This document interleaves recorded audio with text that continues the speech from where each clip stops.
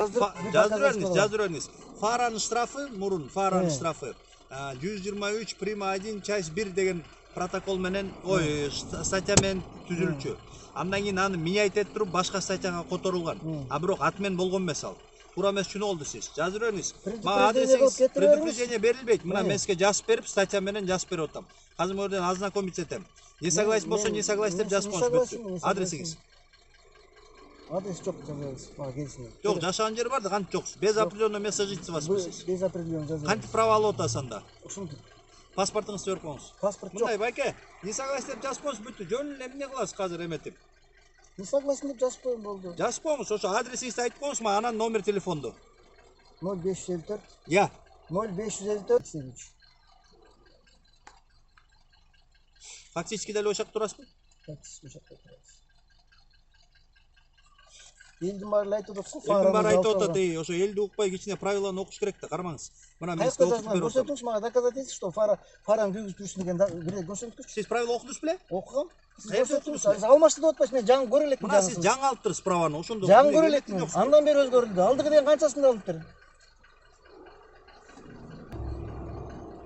Пара күйгүзбөй калган деп элдин баары айтып атат. 19-10 ден пункту Параны күйгүзбөй калган деген элдин баары айтып атат. Я, элдин баары айтып атат деп жүрбөңүз сиз.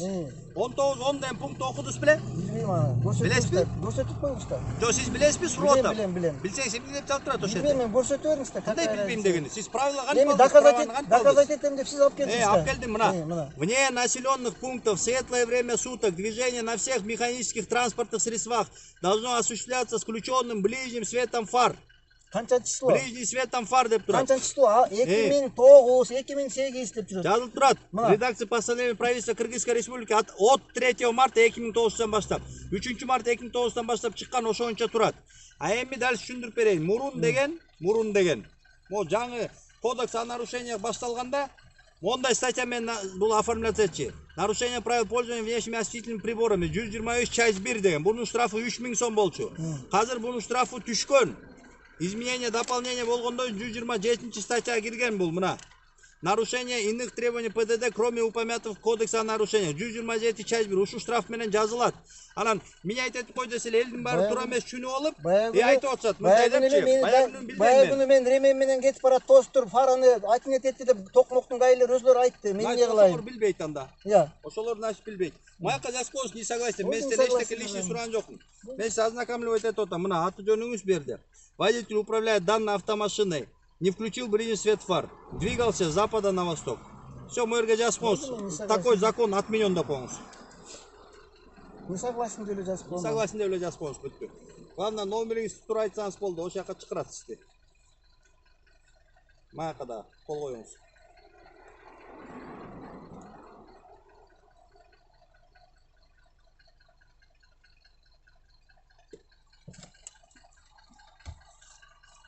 Окуп билбейли анан тияктан бир айтты, тиги айтты деп жүргөн болбойт да. Правиланы билиш керек. Ошол гаилер. Ошол гаилерге барып айтыңыз анда.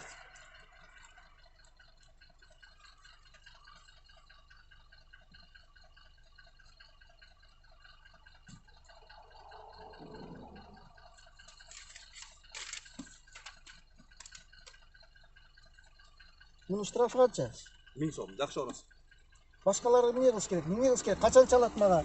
Эмне кылат? Я. Документиңизди. Неге? Свет күйүп алыптыр. Үйүз коюм эке. Болот? Болот. Документти эмнеге сурап атасыз? Я. Документти эмнеге сурап атасыз дейм? Көрөйүн деп. Эмнеге? Болбой. Жок, ошо жөнүндө мындай. Жазып Мен бергенге. сизди тааныйм, сиз мени тааныйсыз. Жок, мен тааныбай элем сизди. Атайсыз. Ким атыңыз? Постоянно эле бенде турам да. Атыңыз ким? Постоянно өтөсүз бенде. Жок, постоянно өтпөйм мен бияка. Мен караколдо турам ошо эле.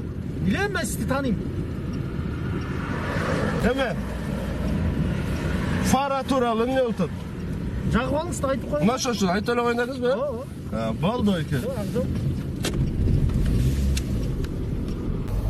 Саламатсызбы, старшина мырза. Фараңыз күйгүзө албайсызбы кесе? Хорошо, бүгүз алайын. Ошо Анан эле. тияк алдына токтобойсуз беке, көрсөтүп атса мынтип токтоп. Мен учакка уже токтоп калбадым. Я. Учакка токтоп калбадым. Жок, мен сизге көрсөттүм да байке алдына Сизди токтоп. төбөдө качан алдыда бергесеңиз. Алдыда 3 машина алып турат, көрдүңүзбү? Мен азыр барып 100 метр токтомоптун ар жака. Аяктагы 3 машина алдына 2 машина турат беке. Сиздин машинаңыз алдында тиги 3 Эми ал грузовой патруль саналбайт турат. беке. 3 грузовой турат, тигине караңыз. Бар жакшылап санап келсеңиз Бери беке. 2 машина турат. Бергелиңиз. Удостоверение. Бергелиңиз? Ооба. Бергелиңиз эмнеге сиз бергелиңиз? Сиз мени токтоттуңузбу? Ооба. Кайерда санан? Мен сизге айтпадым, күйгүзүп алыңыз деп. Жок, мен сизге кое бердимби? Кандай сиз кое беришиңиз керек Ооба. деген. Каякта жазылып турат, сиз кое беришиңиз керек. Сиз мени токтоттуңузбу? Мен сизге күйгүзүп алыңыз деп айттымбы? Хорошо, токтобойсузбу анда? Көрүнбөйсүзбү удостоверениеңизди? Көрсөтүп атам го, окуйсузбу? Старшина милиция Буланов. Толкунбек. Азыраак тек азыр. Сиз тарта албайсыз удостоверениени. Кайсы закондо турат? Кайсы закондо турат? Могу үйдө личный тарт деген байке. Нерде көрбөйт? Э. Старшина милиция Буланов Толкунбек Талайбекович. Протокол түзүлбөйт, фара Мен сизге күзбөгө. күйгүзүп алыңыз деп предупреждать этип атам байке. Жок, протокол түзүлбөйт? Протокол түзүлбөйт, билесиз. Түзүлбөйт? Сизге күйгүзүп алыңыз. Көрүп атасыз, туман болуп атат Протокол байке. түзүлбөйт, туурабы? Мен сизге Бул да айтпайм. бар, бирок закондо ответственность жок, туурабы? Мен сизге айтпадым, байке, коллегаларыңыз күйгүзүп алыңыз. Кыргызстан боюнча протокол Эми аны сиз 5 кол тең эмес, сиз аны менен неметпеңиз байке. Ошон үчүн мен сиздин өзүңүздөн ошону айтып коюңуз деп коюм. Эл көрөт да канча. Туман болуп атат, Туура. көрбөйт, видимо слабый болуп атат. Туура. Всё, мейлиңиз, рахмат. В последнее время ходит много разговоров о том, что требования включать ближний свет фар в светлое время суток вне населенных пунктов отменили. Но на самом ли деле это так? Давайте разберемся. В марте 2020 года планировалось ввести значительные поправки в правила дорожного движения в Кыргызстане. В новом тексте правил должны были убрать требования включать ближний свет днем вне населенных пунктов. А для того, чтобы новые правила соответствовали штрафам, в Кодекс о нарушениях также внесли изменения. Теперь статья 123.1 часть 1 звучит так. Нарушение правил пользования внешними осветительными приборами либо предупредительными сигналами. И обратите внимание, за исключением требования движения на всех механических транспортных средствах в светлое время суток вне населенных пунктов с включенным ближним светом фар. Но дело в том, что Кодекс о нарушениях уже ввели в действие, а проект новых правил остался лишь проектом, который до сих пор находится на рассмотрении.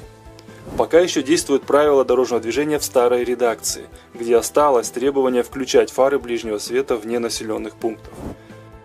Это означает, что правила в Кыргызстане требуют от водителей включать ближний свет днем вне населенных пунктов, а штраф за это нарушение не предусмотрен.